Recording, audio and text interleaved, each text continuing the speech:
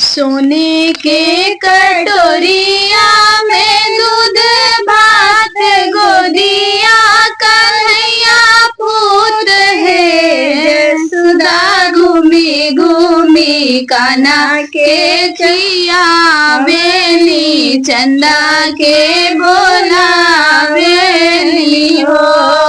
सुधा घूमी घूमी कान्हा के खिया चंदा के बोलावेली हो। आने के कटोरिया में दूध भात गोदिया कन्हैया पूत है।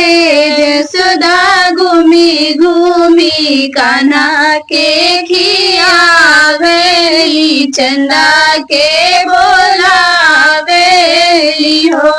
यशोदा घूमी घूमी कान्हा के खियावेली चंदा के बोलावेली हो।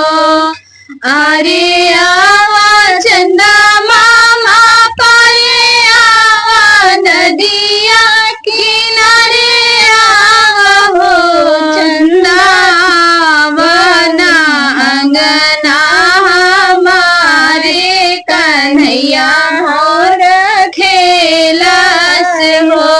चंदा वना अंगना हमारे कन्हैया मोरा खेलस हो।